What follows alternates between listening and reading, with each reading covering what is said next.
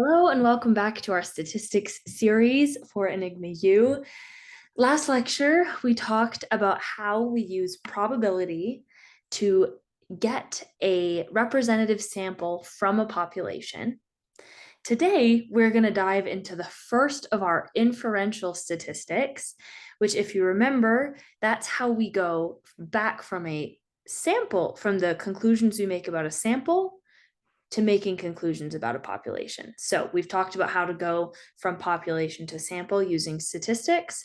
Today, we're going to talk about how to go from sample back to population using something called a hypothesis test. Some of the tools that we're going to use today are, we're going to use pretty much all of the symbols we've learned thus far. So if you need a reminder of these, take a picture, write them down, take some notes. We will be using these today. The formulas we're going to be using, we're going to go back to that standard error of the mean formula and the z-score for samples formulas we talked about. And we are also going to go back to that sampling distribution of the mean concept from last lecture. So let's actually do a quick review of the sampling distribution of the mean and of the standard error, just so we have those fresh in our head. So if you will remember, population distributions are composed of individual scores, but psychologists and other scientists often will perform their studies on samples rather from that population. So we need to understand sampling distributions, which are basically made of statistics from every possible sample that is drawn from the same population. The specific sampling distribution that we care about and that we talked about a lot last lecture was a sampling distribution of the mean, which is essentially just taking all of the possible samples from a population, finding the mean of each of those samples, and graphing that distribution. That is the sampling distribution of the means. And then the central limit theorem we talked about is a theorem that describes the shape, the central tendency, and the variability of the sampling distribution of the mean. And it says essentially that as the sample sizes increase, the sampling distribution of the mean becomes closer in shape to the normal distribution, regardless of the shape of the original population. Do that every time. Some more important things about the sampling distribution of the mean is its characteristics. So remember that the mean of the sampling distribution of the mean, or the expected M value, is the same as the mean of the population from which the samples were drawn. So M is equal to the mean of the population. The standard deviation of the sampling distribution of the mean is called the standard error of the mean. And we talked about that in depth last lecture as well. It is found from both the standard deviation of the population and the sample size, which are shown in this formula for the standard error of the mean. And then quick reminder of the properties of the standard error of the mean, or the standard deviation of that mean distribution. It's smaller, the standard error of the mean, this guy, it's going to be smaller than the standard deviation of the population. It is going to increase as the standard deviation of the population increases, and it is going to decrease as the sample size increases. So in summary, the sampling distribution of the mean, number one, is usually assumed to be a normal distribution when the sample size is more than or equal to 30, which it generally is. It also has a mean that is equal to the population mean and has a standard deviation that is the standard error of the mean, or the standard deviation divided by root n. So in order to determine whether the mean of a particular sample, for example, the mean of the sample that you used for your research, to determine whether that sample mean is unusual, relative to the actual population mean, we calculate a z-score for our sample means, and that formula is represented right here. Remember that the differences are, instead, it's exactly like the z-score for individuals formula, but instead of using a raw score, we use the sample mean, because that's our raw score for the sampling distribution of the mean. We use the population mean again, and then we use the standard error of the mean instead of the standard deviation. So remember this formula for later. Okay, let's talk about hypothesis testing. So hypothesis testing is one of the most commonly used inferential statistics procedures. And although the details of what a hypothesis test is change from one situation to another, the general process remains the same. And all hypothesis testing are statistical methods that use sample data to evaluate a hypothesis that you made about the population. So essentially all science that you will ever do in psychology. It's going to combine the concepts of z-scores, probability, and the distribution of sample means, which are all things that we've talked about recently. The underlying logic or the process that we're going to use for every single hypothesis test that we ever run are in the following 5 steps. Number 1, we are going to state a hypothesis about a population, any hypothesis, and we'll get more into all of these steps later. The second step is that we're going to choose and define what method is going to be best to make a decision about that hypothesis. Once we figured that out, then step 3, we will obtain a random sample from our population, and step 4, compare the collected data with our predicted hypothesis.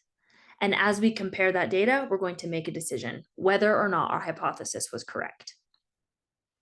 The general goal of hypothesis testing is going to be to rule out any chance due to sampling error as a plausible explanation for the results from a research study. We want to rule out the chance that any differences from our sampling mean to our population mean are because of chance. We want to say they're all because of treatment effect.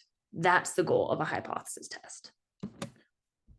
So the hypothesis testing that we're going to start out with today is arguably the simplest version of it. It's called the one sample hypothesis test, and we will use this as the framework from which we build on to learn the other hypothesis testing in the future. So the purpose of the one sample hypothesis test is to determine whether the treatment that you as a researcher have done has an effect on the population mean. So you have a known population before your treatment, you put it through a treatment, and then you see if the population mean changes. Because if the population mean changes enough, then we can assume, or we can say possibly, that there was a treatment effect. This key here is very important. We're going to use one sample mean that we actually do the treatment on to test the hypothesis about the population mean. And if we notice that the individuals in our sample are noticeably different from the individuals in our original population, then we need to make a decision about between 2 explanations for what that difference could be. The first explanation is that the difference is there and it's only because of sampling error. It's a random chance. There was no real effect from the treatment. The sampling mean was different from the population mean just due to sampling error. The second explanation is that the difference is too large to be explained by sampling error, which means that the effect must have been from the treatment. So this hypothesis testing is all about figuring out which of those is the correct explanation. A hypothesis test is a formalized procedure that follows a standardized series of operations, those 5 steps that we talked about in the beginning. And in this way, we as researchers have a standardized method for evaluating the results of our own research studies and reporting them to other people so that we can evaluate their research studies as well, and vice versa. This is going to be the general structure of all of our hypothesis testing. In research, we assume that the parameter mean is known for the population before the treatment. We know that the population mean is about an 80. We then will select a sample from that population that hypothetically has the same mean-ish.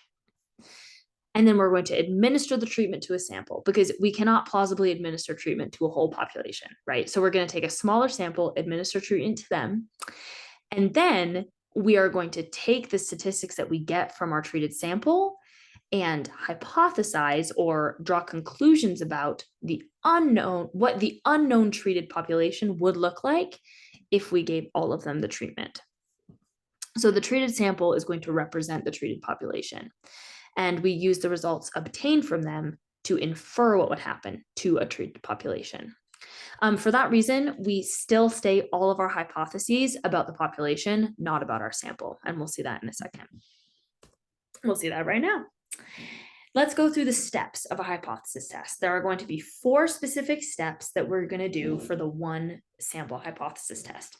The first step is to state our hypothesis. And there are 2 types of hypotheses that we generally state in hypothesis testing. The first and most important of the 2 hypotheses is called the null hypothesis. The null hypothesis is going to state that the treatment had no effect. There was no change, there was no difference, there was no relationship that exists. Nothing happened, hence the name null.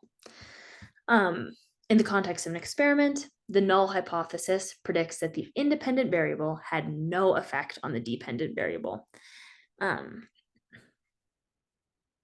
And the alternative hypothesis, on the other hand, states that there is an effect, that there was some change, difference, or relationship that exists because of the treatment that we administered.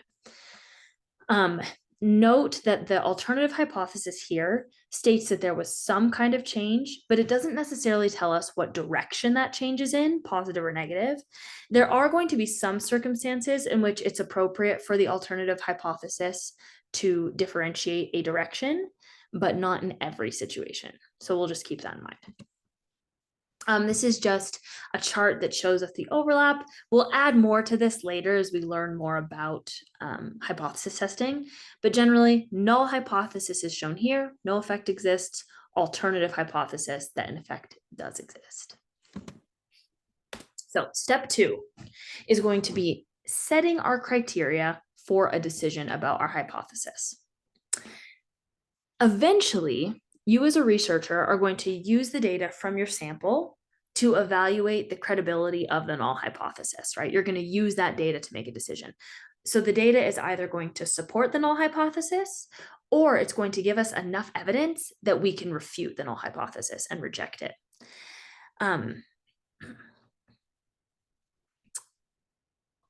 So to formalize our decision process, we use the null hypothesis to predict the type of sample mean that we should obtain if there is no effect from the treatment.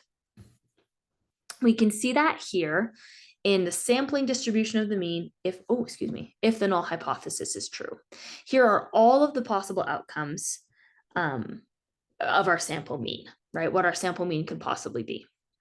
If we get a sample mean that falls close to the null hypothesis, we say that it's within our critical zone. It's a high probability value that the null hypothesis is true. So if our value lands within this region here, we're going to accept the null hypothesis, say the mean is not different enough from the original mean to give us the idea that there was any sort of treatment effect. However, if our value falls in these extreme low probability values, this is where we would say that the mean is different enough from the original mean that it is very, very unlikely that the null hypothesis is true. In other words, the mean has changed enough, it's different enough that there was probably a treatment effect. That's what it means when your result lands in these tails. These are sample means that are very unlikely to be obtained if the null hypothesis is true. So this figure is just showing our sample means divided into those 2 sections. So this is well and good. This is what it should look like. But in order to make an actual decision, we need to determine what these boundary points are. We need a numerical value for these boundary points. And that is where this alpha level comes in. To find the boundaries that separate the high probability values in the middle from the low probability samples on the outside, we need to define exactly what we mean by low probability and high probability.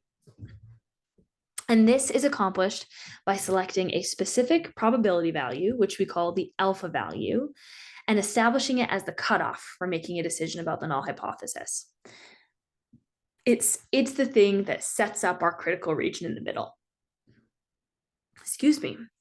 By convention, Commonly used alpha levels are 0.05 or 5%, 0.01, 1%, or 0.001, which is 0.1%.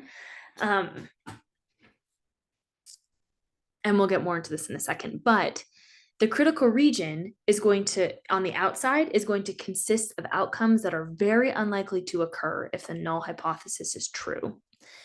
And we're going to, if, for example, if we selected alpha equals 0.05 as our alpha value, that means that we're going to separate the most unlikely 5% of the sample means, the extreme values, that's what this means, from the most likely 95% of values in the middle. And those extremely unlikely values, those 5% on the outside, make up what we call the critical region. Like it says here, it's defined by sample means that are almost impossible to obtain if the treatment has no effect. And we find the Z value, we call it the Z critical value, that is associated with that critical region using the proportion in the tail column from our unit normal table. I'm not going to show that right now. We will get to that later in some of our later lectures, but you essentially use the unit normal table to just find a numerical value when your alpha is 0.05 or 0.01 or 0.001. And I'll show that right here. So what we're seeing here is this diagram shows how the probabilities of the sampling distribution of the mean would be divided if we establish the alpha as 0.05. What that means is that we would have to, if the alpha is 0.05, that means we're separating the most extreme 5% of values from these high probability values in the middle. Since we have two tails, one on either side of our normal distribution, we need to divide our 5% alpha value into two. So 2.5% of that is going to be in this upper tail, and 2.5% of that is going to be in this lower tail. Using our unit, excuse me, I need to drink water. Okay, using our unit normal table, we can find that at the alpha level 0.05, our Z critical value or our boundary is going to be positive or negative 1.96%. So what that means is if our Z value is either more than positive 1.96, or if it is less than negative 1.96, then we're saying that that Z score is falling in these extreme critical regions, which means that it is very unlikely that the null hypothesis is true, or in other words, we probably have a treatment effect. After we've established that, the step 3 is to collect our data and to compute our sample statistics. Note that we collect our data after the researcher has already stated the hypotheses and made a decision about what alpha level we want. The reason for that is it helps to ensure that researchers make honest and unbiased decisions regarding decision criteria, and we don't make them after we've already seen the results, because that would lead to biased science, right? So after we've already established that decision, we're going to collect our data, we're going to compute our sample statistics, and the sample statistic that we care about is called the test statistic.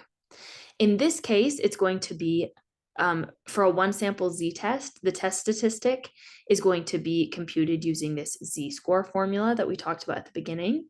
You take your sample mean, you find the distance from the population mean, and you divide it by the standard error.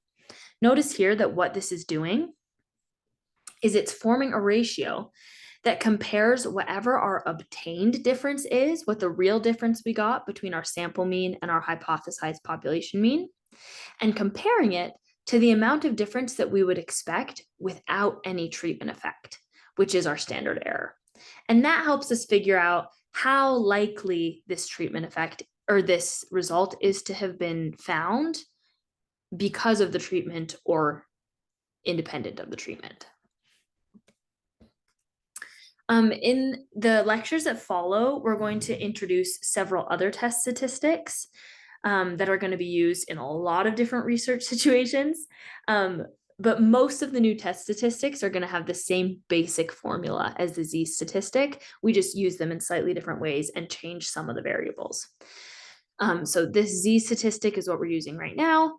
We'll learn about the T statistic later. Just remember that test statistics have the same basic structure and they serve the same general purpose, which is to just test a hypothesis. So step 4, after we've done all this, is we need to make a decision. If we make our Z statistic, this guy right here, and we find that it is that's in the critical region, it's outside those bounds that we've decided in step 2, then we're going to conclude that the difference is significant and that the treatment has a statistically significant effect, and then we can reject the null hypothesis. But if our test statistic is not in the critical region, if it falls within that middle section of the graph, then we're going to conclude that the evidence from our sample is not sufficient to support a treatment effect. And so we fail to reject the null hypothesis. The mean in that situation, the mean is too similar to the population mean to justify a treatment effect. Okay, here is a brief summary of each of those steps. If we were to determine if the treatment had an effect with an alpha of 0.05 using a Z statistic. Remember, step 1, we make a hypothesis about what the value of the population mean will be after the treatment. The null is that the mean the mean after the treatment is going to be the same as the mean before the treatment. The alternative hypothesis is that the population mean after treatment will be different than the population mean before the treatment. And remember, we're going to always state hypotheses in terms of the population. That's why we're using this value here and not an M. Step 2, you're going to plug your hypothesized value in the formula along with your other values. Well, actually, the real step 2 is you're going to make a decision about where your Z critical values are going to be, but we've already done that up here. We've already established that alpha is 0.05. So then after we do that, we're going to plug the statistics that we got into our test statistic formula. Remember that we're going to use sample statistics to infer population parameters. So that's why we're going to use our sample mean to infer the value of the population mean post-treatment. And then our last step is if we get an extreme Z score that's in that critical region, we're going to reject the null hypothesis. And if we get a Z score that's near 0 or near our mean, then we're going to conclude that the null hypothesis was correct. Okay, there's that summary. Let's do an example really quickly with a realer situation. So let's say that our question was, do children who grow up in homes without access to television have higher IQs than children in the general population? The population statistics are the population mean pre-treatment is 100 and the standard deviation is 15. First step, we're going to state our hypotheses. So our null hypothesis, remember, is that there's no change. So in this context, it would be that the IQs of children without TV do not differ significantly from the IQs of children in the general population. The alternative hypothesis, on the other hand, would be that the IQs of children without TV do differ significantly from the IQs of children in the general population. Note here that the alternative hypothesis just stated that the IQs would be different. It didn't say lower or higher. This is not a directional hypothesis at this point. The next step is we're going to set our criteria for decision before we're doing any of the analysis. And that's what we do here. You would really honestly have to set this before. A lot of times we'll just put it in the description of the statistics, but know that we set this alpha level before we collected any of these statistics. So after we've set this alpha level 0.05 and figured out what our Z critical values would be, remember, for 0.05, our Z critical is 1.96. Let's say we drew a random sample of 25 kids from homes without television, and we measured the IQ, and we got a mean sample, or a sample mean, excuse me, of 103.9. And the question is, can we conclude that children without TV truly have higher IQs? In this situation, we said higher because it was here, but remember the alternative hypothesis just says different, with an alpha of 0.05. So we would find the standard error using our formula here. We would take the sample, the population standard deviation, plug it in, and the sample size of 25, plug it in. Our standard error is 3. We take that and we plug it into our z statistic. So we take our sample mean, our population mean, and our standard error, and we find that our z statistic is 1.3. Remember that we said, now that we have all of our statistics, we're going to compare it to our critical values and we're going to make a decision. So we determined that the critical value for z at an alpha of 0.05 is going to be plus or minus 1.96. So that's our boundaries, remember. The p-value is something that you find with the unit normal table, and we're just really not going to get into that right now. But we found that our z value is 1.30, which is not more than 1.96. It's not outside of that critical value. So it is not different enough from the population mean pre-treatment to justify that there was a real treatment effect. So because it's not more than the z critical value, we fail to reject the null hypothesis. For the IQ of children who grow up in homes without TV, it's not significantly higher than children in the general population with an alpha, because our p-value was more than 0.05. Okay, now we're going to do a practice. I'm going to read through this with you, and then I'm going to have you pause, try to figure it out yourself. And we will come back and check our answers. So Babcock and Marks in 2010 reviewed some survey data from these years and obtained an average population mean of 14 with a standard deviation of 4.8 hours per week spent studying by full-time students. They wanted to determine whether or not this average has changed in the past 10 years. So they selected a sample of 64 of today's college students, and they got a sample mean of 12.5. So we're using an alpha of 0.05, which means that our z critical value is going to be plus or minus 1.96. My question for you is, does this sample indicate significant change in the number of hours spent studying? So remember, go through our steps. Make your hypotheses, write them out. Calculate your test statistic, your standard error, and your z statistic, and then compare it to your z critical value and make a decision. Okay, take a pause, and I'm gonna take a drink of water, and we will come back in one moment.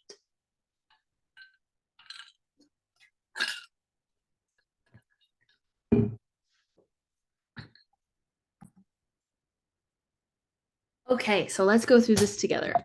So the hypothesis, excuse me, the hypotheses are as follows. Our null hypothesis is going to be there's no significant change in the number of hours studying between students from 10 years ago and students today. The alternative hypothesis is that there is a significant change in the number of hours studying. We don't say if there's more or less, we just say the hypothesis is that there is a change.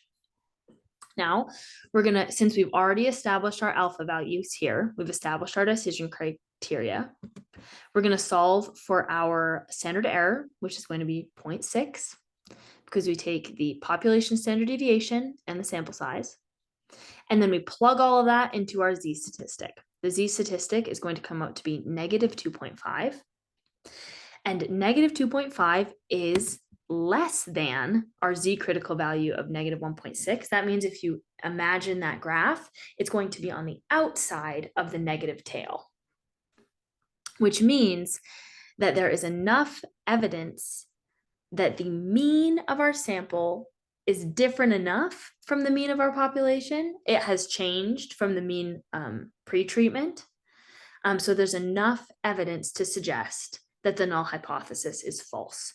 And now we can reject the null hypothesis and say that there is a significant change in the number of hours studying with a p of less than 0.05.